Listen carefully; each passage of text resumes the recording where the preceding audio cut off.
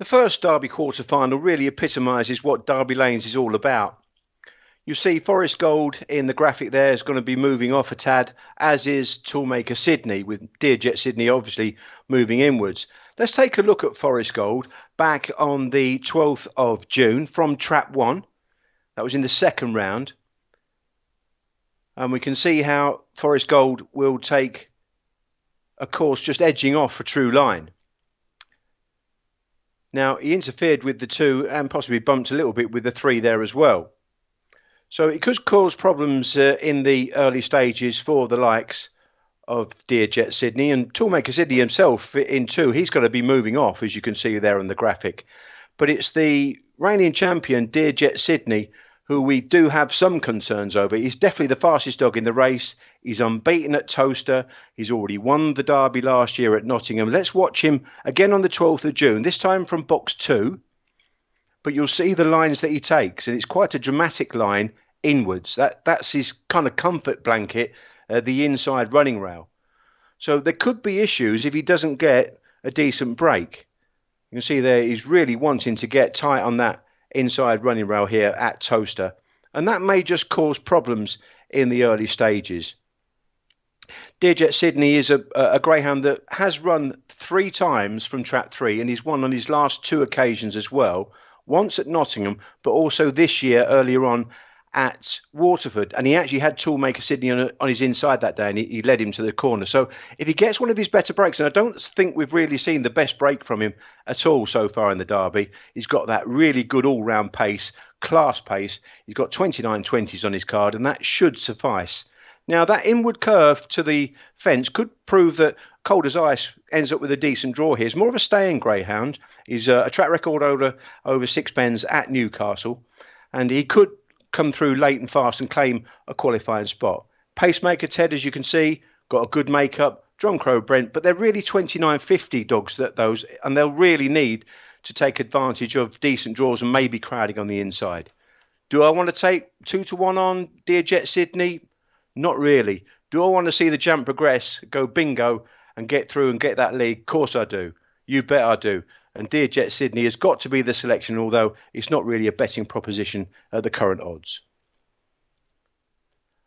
Moving on to the second quarter final, there could be issues here on the inside. You can see Aussie Captain will be looking to go inwards, and New In Session looking to go out the ways. They actually met on the 12th of June.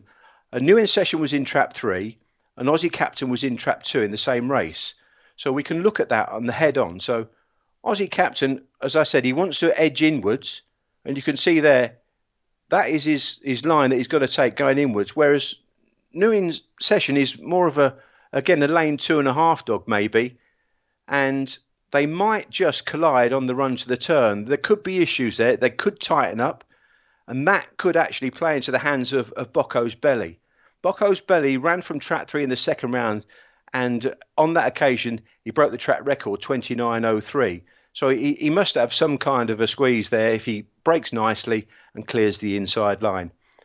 Gaytime Milo is a greyhound that switched from rails to middle for Graham Holland, and I think is a perfect box from him. I don't think this dog's out of it by any means. He's a big price, and he could easily take advantage of that decent run to the turn. Obviously, we lost Fawn Rebel. That was withdrawn earlier in the week, and that's pretty sad for Connections, but Unlock and Lock could take massive advantage of that. She's a bitch that runs really well from the halfway. I can't see her being out of the frame here at all. She will definitely qualify, and she could take advantage if there is any scrimmaging up on the inside. But all in all, I think Bocco's Belly has a marvellous chance, and also Unlock and Lock should safely qualify, and then it's one of each of 3 for the rest of the qualifying spots. Now, moving on to the third quarter final, this is the most competitive of the 4 quarters. Ballymac Fair One would probably make this one favourite. Now, he's quite unexposed. On his second round effort, he clocked a 29.09, but he bolted out of Trap 3 on that occasion. He has run once on his debut in the first round of the Kirby from box 1, and he wasn't really brilliantly out of the boxes on that occasion. So we're still waiting to see if he can break. I think the key to this race is what happens with Mingler's Popeye. I don't think this greyhound's a forlorn hope whatsoever. He will be edging in. He ran against Thorn Falcon last time out. Mingler's Popeye was from 2, and Thorn Falcon was from 6. And we can see the VT here. And you'll show the pace that Mingler's Popeye displays from trap 2 here. And he does go for the rails. You can see he dives straight the way across.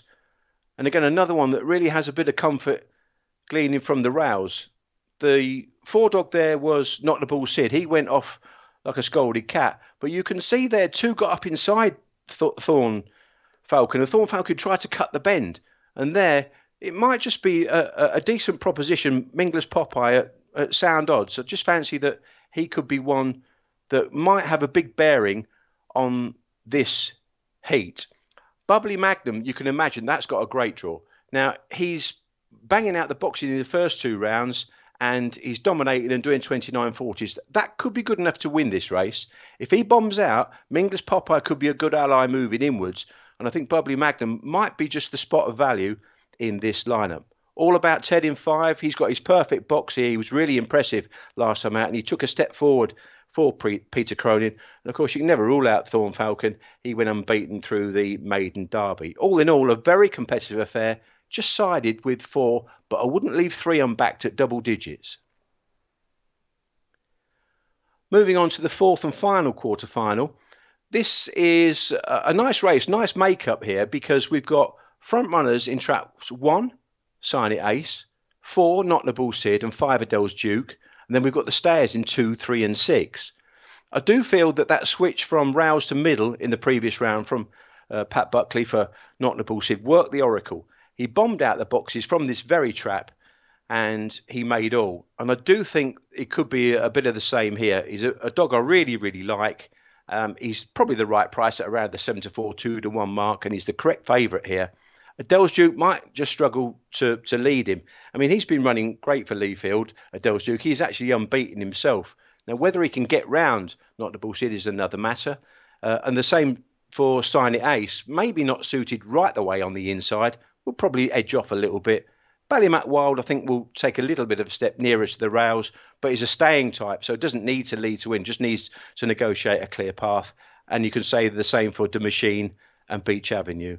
But all things being equal, I think Not the Bull Sid could take an awful lot of beating in the 4th and final quarter-final. Good luck to all connections.